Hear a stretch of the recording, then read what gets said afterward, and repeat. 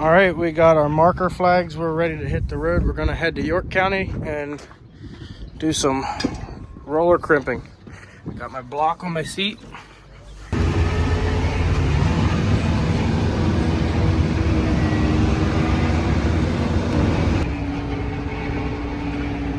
All right, we're pulling into the field. The field is out there. We got the crimper, the flags made it. And we're gonna try this. Now this is wheat, and it's a mixture of wheat and I believe purple top turnip. So I'm gonna hop out and pull the pin out so that the crimper can sway, and want to check some things out, and then I want to see what the soybeans look like, if they're coming out of the ground yet or what, and then we'll be at it. So we'll take a moment to check things out. Okay, we're now in the field, and I thought I'd just take this moment to show you guys what's happening. My observation with the roller crimper, now bear in mind this is my first time with a roller crimper, is where you have a wheel track. Right here's a wheel track. See how it's standing? Now, if I pull a sample here, it's crimped out at the bottom, but like some of these are standing. I want to find a good one. See, these just don't seem to be crimped very good. But if I go over here and pull a sample, let me just pull one. That's not a great example either, but they seem to be broken off at the bottoms. Like this here is crimped right there. But now bear in mind, I said this is wheat and it's probably not going to do as good as rye. Now I accidentally had some rye in the drill, and I'll just show you a spot where it actually crimped the rye. So there's a crown here. You can't tell very good in the video, but there's a crown. So I overlapped my passes halfway. So it's not going to be a terribly great termination rate here, but I just want to show here. I'll pull this one so you can sort of see what it does. This rye is broken there, and I guess that's it. Actually, that's not even rye. That's a wheat. Let me find some rye.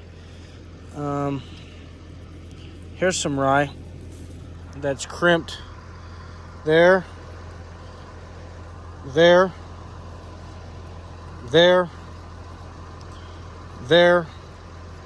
So all in all, what I'm observing is the more biomass you have, the better the roller crimper is working. Now, I've seen videos where guys come back and stuff like this that was standing up was dead in like a week, was losing its color. So we're gonna find out and see really how effective this was.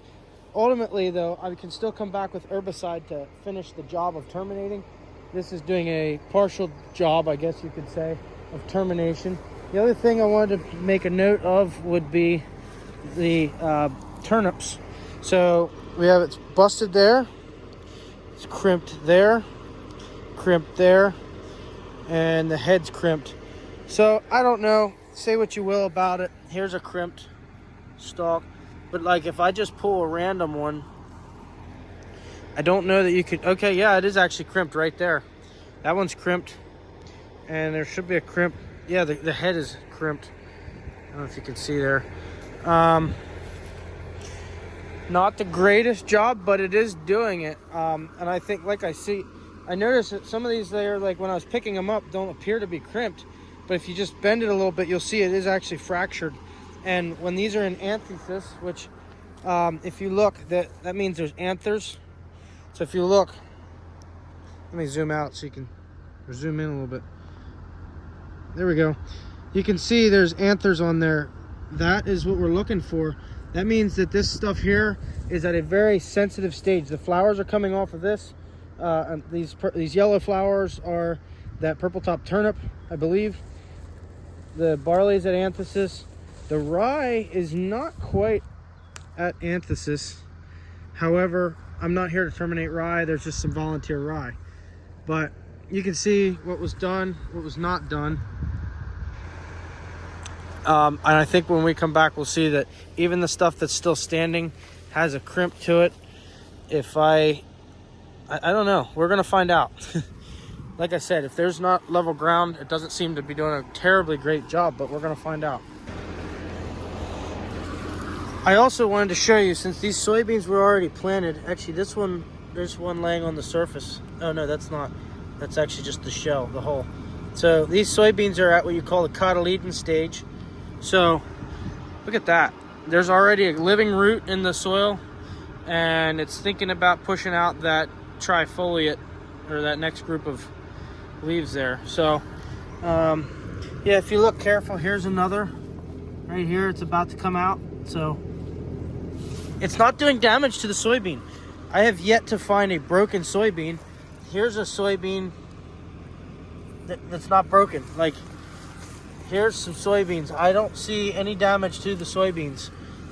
There's one that's got chopped in half.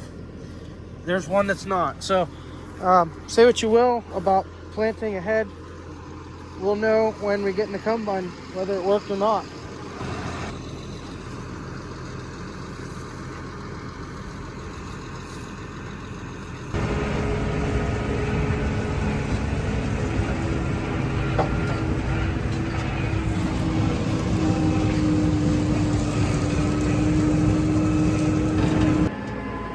Oh, there you got it, guys.